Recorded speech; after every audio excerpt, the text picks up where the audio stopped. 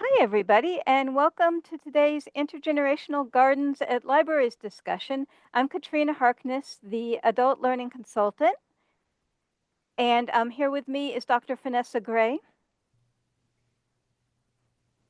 And Dr. Vanessa Gray is the Continuing Education Coordinator, and we're going to have two of our libraries sharing some information and slides about gardens at their libraries. We've got Kathy Lundy, the Library Director from the W.T. Bland Public Library at Mount Dora, and Nicole Farrell, Head of Youth Services at the East Lake Library.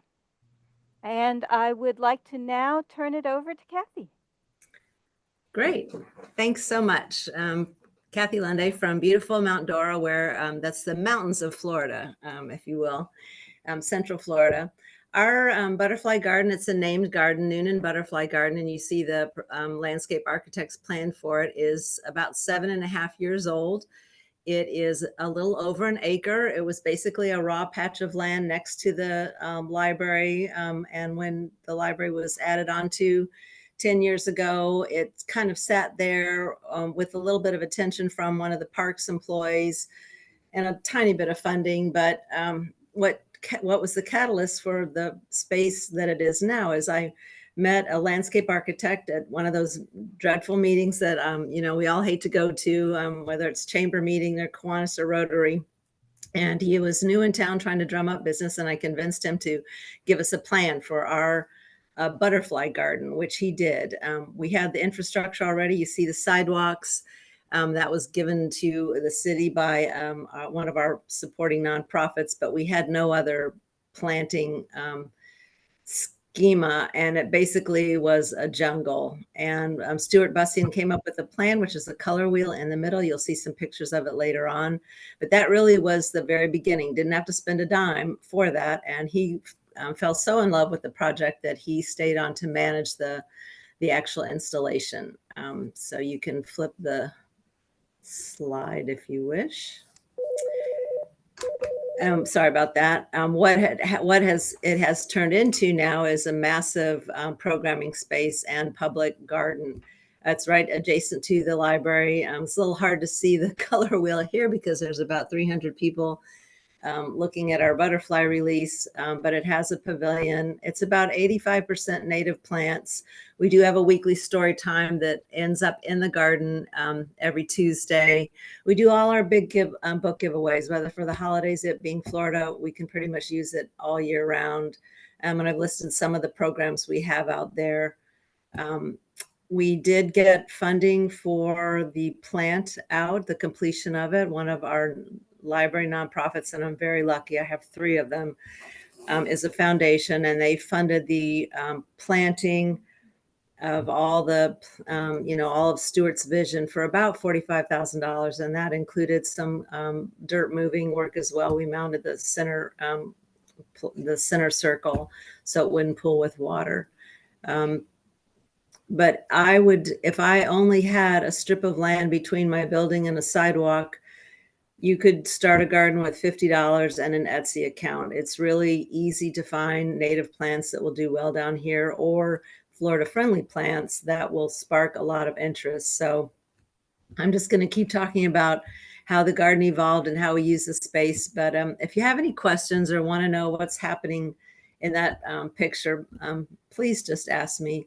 You're going to see a close-up version of the kaleidoscope. You can see it in the distance there. But once the garden was finished, I was lucky to have a local gardener walk into the library and just say, hey, would you like a volunteer? And that really is the key. If I could give you any piece of advice to help you be successful, it is find a local gardener who wants to volunteer his or her time, and because she will attract, or he will attract, other volunteers as well. I now have 15 garden volunteers. They work every Tuesday just for 2 hours. I have the city's parks department that helps haul things away. Otherwise, I don't really have the parks department in the garden at all. They don't have the time, the passion, or the knowledge really to produce the result that our volunteers do. And that's just the way it is. They're pulled in so many other areas. that it just doesn't make sense. And the volunteers do a fantastic job. I also supplement everything we're doing out in the garden, whether it's a pollinator habitat sign right here. We have a sign somewhere in there about Doug Tallamy's Homegrown National Park. We were the first address in Mount Dora to subscribe to his map database. I have a kiosk inside the library that I keep stocked with all sorts of flyers about butterflies and native plants. And most of those are free. You only have to pay postage from like the Florida Natural History Museum or the Florida Native Plant Society. And I think I gave Katrina and Rebecca some resources that they can share with you after the fact. But Yes, again, Kathy, we're sharing those in the chat. Chelsea's got those links for you. fantastic. Etsy is a great supply of, there's a couple nurseries that I routinely buy from just for fun. But I wanted to share one little lesson I learned early on with my volunteers. Susan's my lead volunteer. And when she walked into the library 7, 8 years ago, neither one of us knew that much about native plants. And that's certainly changed over the years. But early on, she wanted to be very creative and came into my office and said, "Hey, what do you think about planting some greens, some collard greens and some dill?" And I said, "Oh, I don't think that's a very good idea. We're not really a food garden or herb garden." Well, she planted them anyway. And she was absolutely right. They were hugely attractive to pollinators, and people loved seeing that type of plant in the garden. So to be successful with volunteers, you need to give them enough rein where they are able to make decisions and follow their passion a little bit. And that was an early lesson I've learned, and I've never forgot it. And then I think the next slide is going to show you some of the excitement that we've had in that garden. Once the place was established, this was about 2 years in, we came up with a list of things we'd love to have someday. And that's hugely important. Even if you're just in the thinking stage of a butterfly garden, what are some things, some big ticket items that you would love to have? Because you absolutely never know. And you probably do know patrons that would love to fund these things. We had wanted this kaleidoscope. It's a sculpture with a base that twirls. It's on ball bearings. So when you look through the brass scopes, you see just an amazingly incredible kaleidoscope. We had wanted that from the get-go, but we didn't have $8,000. And lo and behold, about 2 years in, a woman walked into the library and said, "Oh, my girls' drinking club would love to buy some art for the library." And I'm thinking to myself, okay, probably $500, $1,000, that'd be great. And I said, "Well, how much would you like to, invest in what kind of art?" And she said, "Well, we have $8,000. And I immediately knew that we were going to get our kaleidoscope. And literally 45 days later, we had it installed. The sculptor drove down from Wisconsin, I think it was. Same thing with the fountain. It was a volunteer who felt we needed a better fountain than what we had originally installed. And she underwrote the $2,500 cost for that. Same thing with the pulse signs. These are custom designed ecosystem signs on the bottom left. Pulse Design does a fabulous job of compiling exactly what's right for your region, and you get to edit them. Volunteer also felt strongly that we should have better signage than we did, and underwrote that also about $2,500. And then one of our youngest patrons passed away 2 or 3 years ago due to an accident, and the family wanted to list us as a memorial site, and we ended up collecting about $10,000, and that's when we installed the swirl musical sculpture from Harmony Park, which I highly recommend.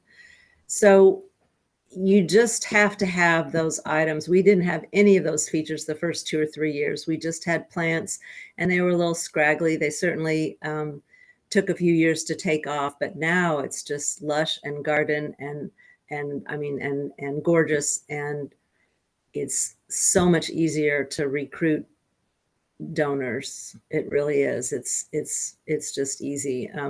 Local artists applied for a statewide grant and got it for our mural.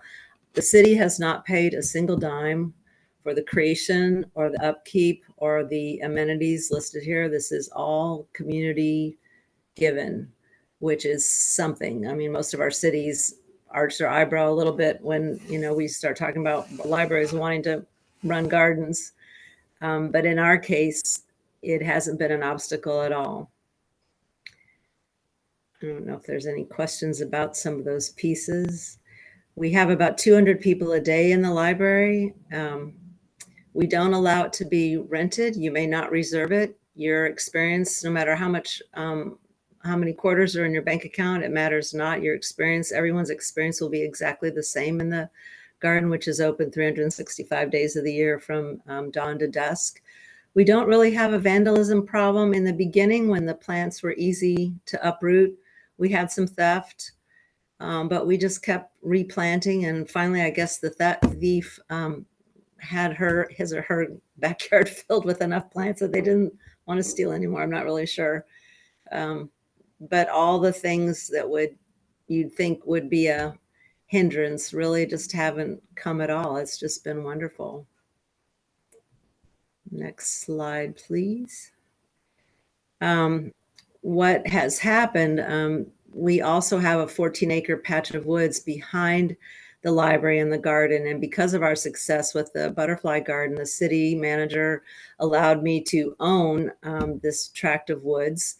And we used library impact money. It's a library project and now a library managed space to place a boardwalk on this acreage behind us. We call it Forest Preserve. We just had a children's event out there last week. It's a fairly short boardwalk, about 800 feet, but it is amazingly appealing to people who don't feel comfortable in the woods, people who might have mobility issues that the boardwalk helps overcome.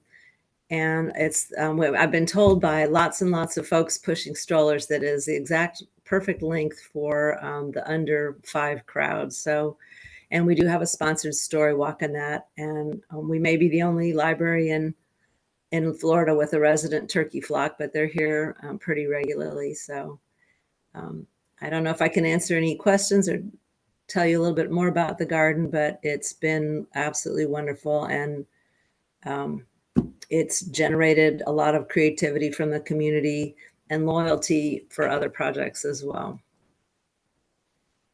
Thank you, Kathy. So you have done an incredible amount of work with this library project. Do you feel like you've always had a green thumb? Did this just come naturally to you? I am a gardener, and I did the same thing everybody does 30 years ago when I moved to Florida. I planted all the things that immediately died that I loved from Indiana. So it does help to be a gardener. But you know what is more important than having any talent in the garden? And that is enthusiasm.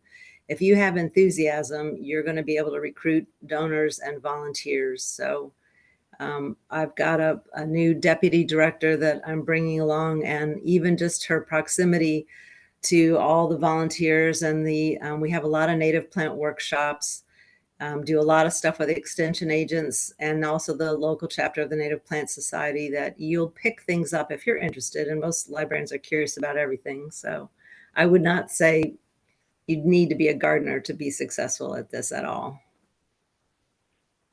Thank you, Kathy. You're welcome.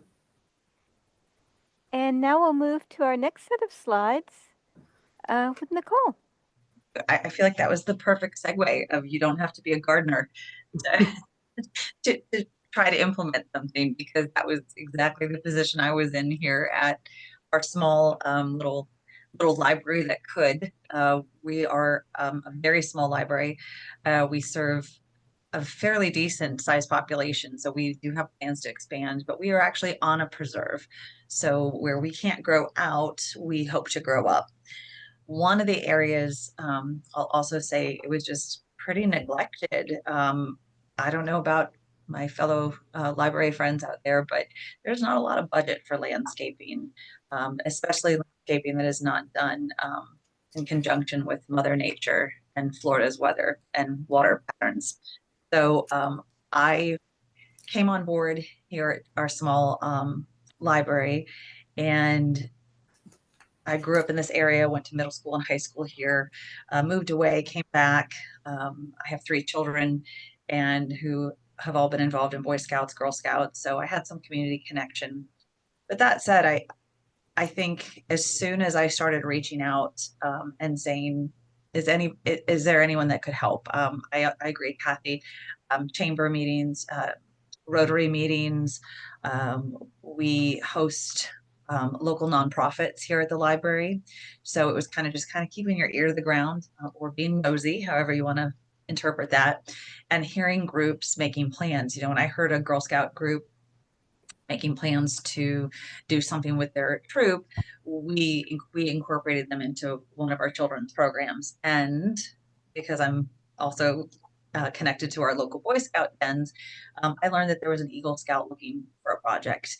And in particular, anybody that has worked with Scouts or any organization similar like Scouts, when you're working with young people, part of the process for these young people is not to just have a lemonade stand, right? It's to connect with the community, meet with people in the community, and find out what does the community need. So as a former Girl Scout troop leader and a den mom, I can assure you that getting young people to get out there and speak with older adults and grown-ups, finding out what they have in common and seeing where they can help, such a beautiful thing to see unfold. And when they first met at our library and said, what can we do to support the library? I remember they walked around, they thought about, could we help kind of like adopt the highway? Could we come clean up your grounds every so often? Well, not really. We're really not a huge thoroughfare. People are pretty generally good about picking up their trash here. But what we did notice is there was a beautiful outdoor area that someone at some point tried to grow some things in. And one of the things they planted is one of my favorite flowers. And I'll share it with you, but it likes to take over. And that's sunshine mimosa and or the tickle me plant. I always use it in my story time with children as the Horton here's a who flower because it's absolutely perfect. It looks the flat when it flowers, it looks like the tiny little Horton here's a who flower. Now, in the picture on the left, you can see there was some plant growth, but they've already done a significant amount of ground clearing. That it is a ground cover. So again, knowing what plant you're bringing into your landscape is really important. That Horton here's a who flower, as I call it, or sunshine mimosa, had taken over so much that that pathway you can see there that some volunteer at some point had put in was completely covered. So we didn't even see that. So at the point that this photo was taken, they'd already cleared quite a bit of sunshine mimosa out. Essentially what they did was contained. So they brought it into a little more of a contained area where we could still utilize this outdoor space with children as well as adults. But it was navigable, right? You could walk through it. You're not, tripping over a stone that you didn't see was under there. And if you look on the left photo, you can see that, and this physical labor was pretty intense. So this was an entire pack project. It was multiple days. Adults, teens, college students, all the way down to elementary age students were involved in this. And we did have community members come in. I think if you look at the left-hand side, you can see some children in the background that were invited to come. We did make this open to everyone. So I echo what Kathy says, when you open up to the community, it is amazing to see the outpouring of support you get. So if we go to the next slide, I can show you, this is kind of the final project that we've just recently morphed again, but you can see that we did add some containment with some barriers there. One of the things we noticed doing story time out there is our littlest patrons will just walk and trample right on everything. So we did contain that, and we had some high school volunteers come out. As you can see by the face mask in the photo, this was during COVID. One of the things I'll mention that we did learn during COVID is we discovered how much the community appreciated having an outdoor space to go. We live on a very, very busy road. It's very highly populated, very densely populated, and yet we're a pretty small suburban / rural local library. We discovered this space. It was important to leave it open 365 days a year, all day, all night, to just be a space for the community. And part of the decision for that came about because we did choose for safety reasons to put a fence. We discovered during story times and having programs out there that little ones like to wander, obviously. And because we're on a really busy road, it was hard to manage and control groups of children. So we did put a fencing around it. You can kind of see it in the second photo. And then of course, you do one project, you discover there's another project that needs to be done. So safety became an issue because the opening and closing of the gate became there's an exit from the building, need to be open all the time. It's one of the fire marshal rules. And secondly, we're along a busy roadway. So we didn't want children just pushing it open. So we installed pool gates, just like you would have around your pool. So it pops up and you have to manually do it with 2 hands. So it can only be manipulated by adults who are much, at least over 4 feet tall. So that was a decision that was made that really increased the population that started using this area. This is kind of a meeting space for before and after programming. We do programs here every spring. I'm not sure if you can see, we did have a story walk, but it did kind of disintegrate because it was a volunteer led project, and the wood unfortunately did not stand up to Florida sunshine. We had a house, if you look in the photo on the left, kind of behind just a little Tykes playhouse, nothing fancy. Someone did volunteer and donate that to the library, which was lovely. So that's become a little popular play area for kids. And I think, do I have one more slide, photos? I can show benches. Okay, so this is the library now. You can see the little Tykes. We have a little modest little wind display that looked like butterfly wings that someone donated. We did get benches donated as memorials. And we did get a goose. So right down there in the front, but it's not living. We don't have turkeys, Kathy. I kind of wish we did. That'd be super fun. But the last hurricane did bring some peacocks into our area. So we have seen those on library grounds, which has been just delightful. If you look closely, there's a bug hotel in there. I've done that with children's programming.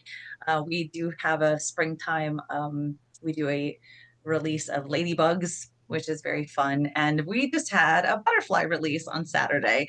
And behind my teammate Alyssa there, who's watering our plants, that blank wall you see behind her, we did just do a community butterfly mural where everybody could paint a butterfly in. So I'll have to update photos at some point, or you could always visit eastlibrary.org and see those updates. You can see that our space is very small. So I hope I offer the concept of, if you're starting somewhere and you're starting small. I think the pavers were initially donated by a pool company of all places. But like I said, I think well-intentioned planting got out of control and wasn't really maintained. So knowing what you're planting is very important. Budget-wise, I think since this is right outside the children's room, it has become adopted by the children's and youth department, obviously. I don't think I've spent more than maybe $100 out of my own budget on this, and it's been for very minimal things that we need. Everything's been donated. We hope to grow and improve, and I took notes, the someday list, Kathy. I just love that. Someday, yeah, I would love to see things, but we're a small space, and like I said, we can't go out. So if we can make this area special and unique, that's kind of our goal, and it really has. Wanted to answer really quickly about flowers and plants that are low maintenance. Florida native plants really are. They were designed to live and thrive in this environment. I certainly couldn't without air conditioning. So that said, Kathy, I have to laugh. I think you said you were from up north or Indiana. I'm originally from Minnesota and then moved down here to Florida as a young child. We have a lot of folks that winter here, and sometimes you have lovely volunteers who come in and say, well, gosh, it looks a little leggy and sparse. We'd love to put some lilacs in there or some daffodils or basically non-native plants that are very colorful and beautiful. But when we share the news about the ecosystem that we have and how we are here to be a pollinator garden, and the whole purpose of that is to use Florida native plants, it's a whole system. So I laughed, Kathy, when you said you planted dill, because dill, I can't keep up with the dill. So annually, our swallowtails like to come through during the winter months. And we can't keep enough dill in the garden for them. And on the flip side, when the monarchs are really having their time, we have lovely, generous patrons who they can see that our caterpillars are chewing, mowing down any of the milkweed. In fact, most of that milkweed is pretty much gone in that photo. So we actually have caterpillar pickups. So we will have families come who have milkweed in their yards, and we will collect some baby caterpillars, and they can take them home to their gardens, and or they will be generous enough to donate some more milkweed to us. So we've been absolutely blessed and supported by our community. I am also nearby a local state park or preserve. And I have to tell you, if you're looking for low cost seeds for a small area, check obviously with your park rangers and your education centers there, but we freely share the seeds. So we have families that come in and they wait and they look for our tick seed flowers, for example, which is the Florida state flower. They can see when they're getting ready they need to be deadheaded. And they'll often take some, put them in a Ziploc bag, take them home, and they'll sprinkle some on the ground for us for later. This basically continues to it's a whole cycle. We really haven't had to get many new plants. The salvia, which is one that I would recommend. We get some hummingbirds with that, which is super fun. Tick seed, blanket flower. I don't know the Latin names. I'm sorry that those don't just roll off. There's a couple different types of milkweed that do well. But in the other, let's see, I think it's horsetail mint, or there's a couple different plants that do really well. The butterfly brush, those get a little big and leggy, but the bees just adore them. They're great. I also recommend, if you're going to do this and attract pollinators, to consider not just the pretty flowers, but the host plants. Kathy talked about that a little bit. That's what dill is, for example, in the wintertime.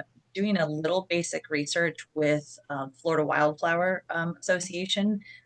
Kathy, I agree. I think I paid for postage, and they sent me hundreds of flyers and trifold that we still hand out to our patrons.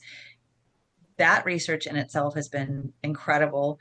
I understand now the importance of having not just certain flowering plants that look pretty, but also plants that are host plants. So it's a source of food. And when you balance that in there, you absolutely see the butterfly population and the pollinator population just explode. And like I said, one of the fun things is when you start to see things like hummingbirds and things like that, which is super fun. One of the other things I thought I'd mention that was a happy discovery with putting a fence around it. I'm not always a big fan of fences because I think sometimes they are more problems for our native shared animals in their habitats. However, if you live in Florida and you try to garden at home, one of the things that is hard is deer like to eat a lot of your flowers because they will wait for this beautiful buffet and come enjoy it. And as you can see, we have a pretty small space. So a couple deer would come through and everything would be gone, which was kind of sad. Putting the fence up has completely eliminated that. So not only did it help with the safety issue and the watching the kids, and we have signs that clearly state it's open and that it's a pool gate, for adults. In fact, there's even a visual to show how to do it. That was a happy accident to discover that unfortunately our deer that love all the rest of our plants on the property and the preserve behind us, we just said this little space we're gonna protect a little bit. But I will tell you, raccoons get through, so watch your trash cans. They can squeeze right through those little slots. They're fun. Let's see. Host plants year round, low cost seeds, like I said. I don't take clippings. Most Florida native plants, it's a little different than like greenhouse clippings and things sharing. I've noticed all our outdoor plants that I can see in this picture, many of them got their start because we just brought in seeds from the local park. Your local preserves and your local parks are probably, if not 90% or more, Florida native. And if you learn what plants can deadhead and what seeds you can collect, that's free. So I don't know how much more low cost that can get. And like I said, we do not have a seed library here at our little library, but we do encourage patrons to come in. They're very welcome once they talk to us. Our little patrons love taking home a little baggie of just a little tick seed head flower, an old one, and they get to go plant that in their own garden as well. So that said, open to any questions. Thank you, Nicole. I love that since the slideshow was put together, your space has already expanded and been Here added we to. go. It's wonderful. Yep. Yep. And your youth volunteers Oh, yes. coming Our in. local high school, anybody I'm a former high school teacher, so I also came in knowing that a lot of these kids not only needed Bright Futures hours, which hopefully will still continue in the state, but many of your honor societies and your clubs, your key clubs, your honor society, um, even the sub honor societies like French club or your history, your AP history honors club, they all have a requirement to get a certain amount of community service hours per grading period. So generally speaking, if you kind of go by the school year, if you hook up with your local high school, maybe walk in with some Starbucks, for your fellow teachers, and fellow educators, you'd be surprised at how many would say, oh gosh, yes, great kids that'll come out and get their hands dirty and come support you. And also, I was going to mention, I did say we have a lot of people winter here, and I have to say, Kathy, Mount Dora is my favorite place to go when I just need to get away for a weekend. Love Mount Dora. Some of our friends that winter here, we live in such a congested area. We have a lot of townhomes and condos and apartment living, just half a year type of living. They can no longer do yard work. They can't, it's HOA. They can't get out there and get their hands in the ground. So I do appreciate when we get volunteers that come in and are willing to come help, because this is how they can garden. And to me, that's been wonderful. Even if they just come in when they want, when they can, and just clean up or deadhead a little bit, we just appreciate it. So that's a great resource out there that may be untapped. Hey, if you can't get your hands dirty where you work, and live, come hang out with us. Oh, that's wonderful. Well, thank you, Nicole and Kathy. And that is our presentation for today.